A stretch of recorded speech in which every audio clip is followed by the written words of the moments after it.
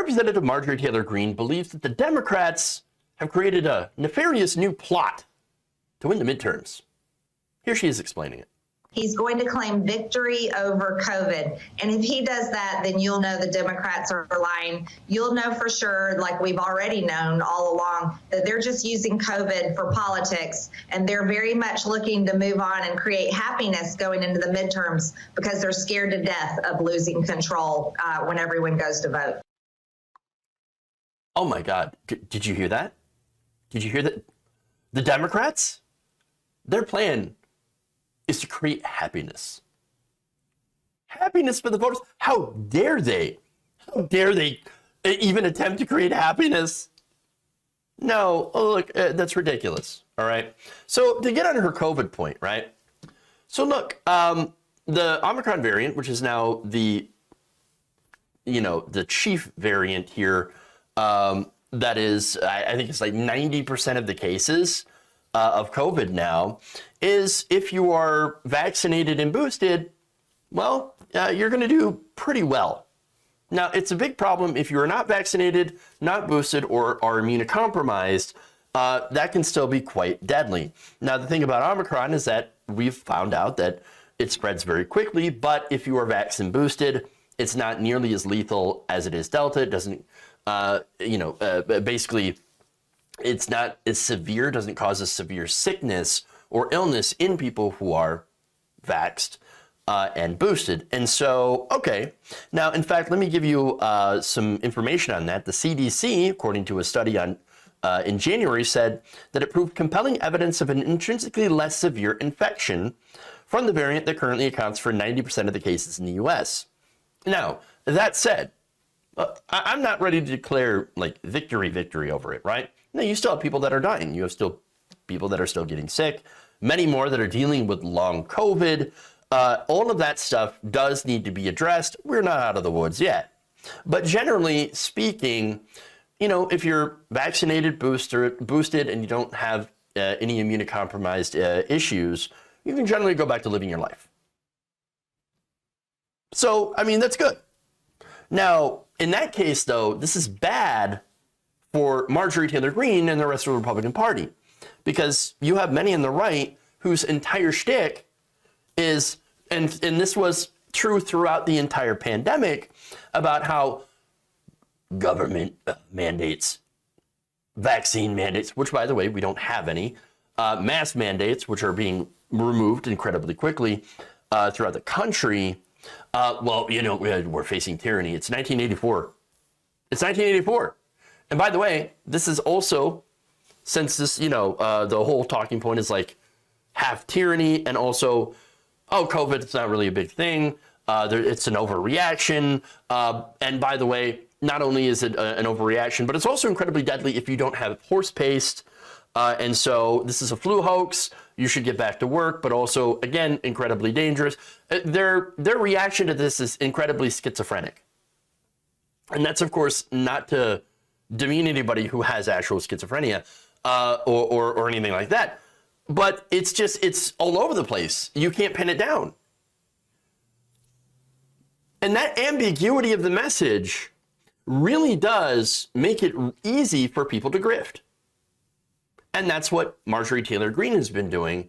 And the right wing, they've been grifting off of this pandemic, mandate hysteria. Again, we don't actually have mandates. And so, they are claiming, though, that this is absolute and utter tyranny. The government has taken over your lives and will use this to further erode your freedom, which, again, we're not seeing any evidence of that. But that's the thing. Now, before I get to more, let me just also say that we should make sure that every other country can get the vaccine. We should release the patents, because while we're doing better here in the United States and in Western countries, there are countries in Africa that still have incredibly low vaccination rates. So we're not done with this stuff. The world is not done with this stuff, and we need to make sure to do everything we can to export the vaccine or release the patents. We should definitely release the patents here, and so they can make their own vaccine and get their enough of their citizenry to be vaccinated and boosted as well, so that we don't have another disastrous variant. So now, that said, big pharma, not likely to do that. Pharmaceutical companies love their profits, but that we know. But here's the thing. Getting back to Marjorie Taylor Greene, if people are no longer as concerned about COVID in the United States, and of course, that's reflected by governments removing a lot of their COVID-19 protocols, well then, okay, the so-called tyranny of wearing a mask, well, in the supermarket, that's no longer there. So where does that leave Republicans? Well, they can't fundraise off of it anymore. They can't fearmonger it off it anymore. And so that's the issue here. So now Marjorie Taylor Greene comes back and says, well, it's projection. It's all, you know, or basically she comes back and projects all over and says, well, COVID-19, it was just a political hoax. That's all it was. Now, wait a minute. It's the Republican Party that politicized COVID as the big government hoax takeover of everyone's lives in 1984, all rolled into one, and probably Soylent Green added in there. I don't know. Again, this was a real pandemic. It required real solutions, vaccines, temporary safety measures, masks and social distancing, lockdowns, support for people, regular workers, through government like benefits, like unemployment benefits, like freezing rents, things like that. Those were really important. And so now I criticize the government for that lack of support. We didn't have as much support as other countries had given their citizens. You know, a $1,400 check should have been a $2,000 check, should have been a monthly $2,000 check during that whole time period, or at least, with Biden got in office, it should have been retroactive. We didn't get any of that stuff, okay, for the people that actually needed it.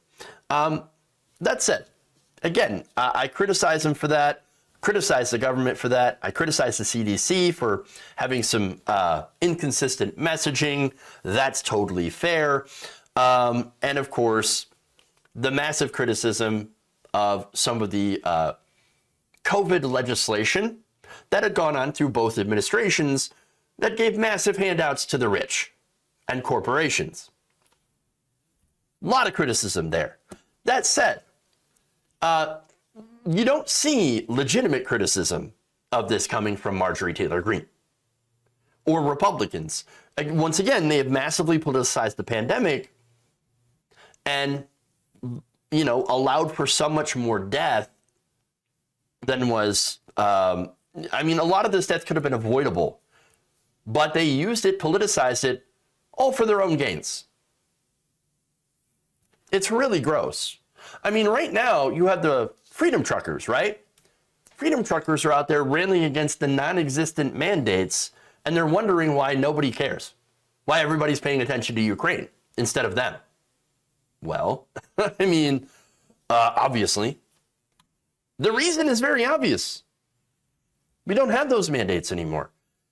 And Ukraine is incredibly important. But again, let's move on to the happiness, right? The happiness. Kind of a weird thing to get mad about. The Democrats have this plan to create happiness for the midterms so they can actually win. I can't believe the other political party wants you to feel happy. Oh, and?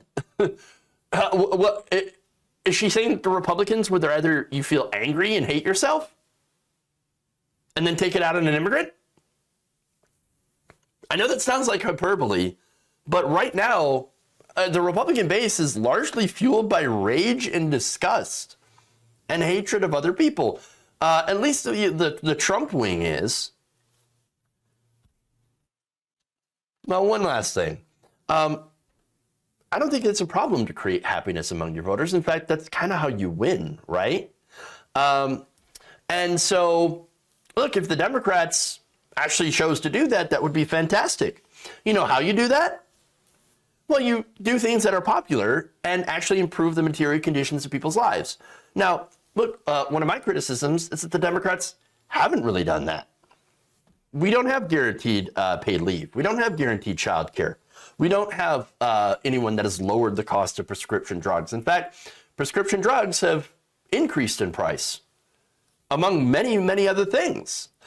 And so, corporations have been price gouging people, during this pandemic, blaming it on, just solely on inflation and government spending. And so, it's almost as if, though, the people that are are in a position to actually do something about this, to do these popular things, both Democrats and Republicans, don't seem to want to do it. Now, and I'm, of course, speaking about corporate Democrats in Congress that have sided with Republicans to block the Biden agenda that would have actually done some of these things, that would have been guaranteed paid leave, that would have helped the material conditions of people's lives. Yeah, Marjorie Taylor Greene on that team, along with pretty much the entire Republican Party that has blocked anyway any of these very popular policy positions from getting enacted that would actually make people happy. It's weird how that works. Again, I wish the Democratic Party would be able to pass these things. I wish, they would have gotten rid of the filibuster, or, have Biden, because there's a lot of power in executive orders. For example, when the pandemic was there, he could have used emergency powers to ensure everyone has Medicare for all. He could still cancel student loan debt. I don't think they're going to do that. And that's why I don't think Democrats are going to do very well in the midterms. They didn't deliver on a lot of promises that they had promised during the campaigns. And so that's a completely different thing. That doesn't mean, of course, that Republicans will do anything better. They won't. Spoiler alert, they'll do worse. They don't give a damn about making your lives better. That is, unless you're a giant corporation. If you're a regular person, if you're a working person, you're not going to be at the table when it comes to Republicans. And a lot of the corporate Democrats also, I think we've all noticed that we're also not at the table. And the result is, of course, that's a result of corporate capture of the government.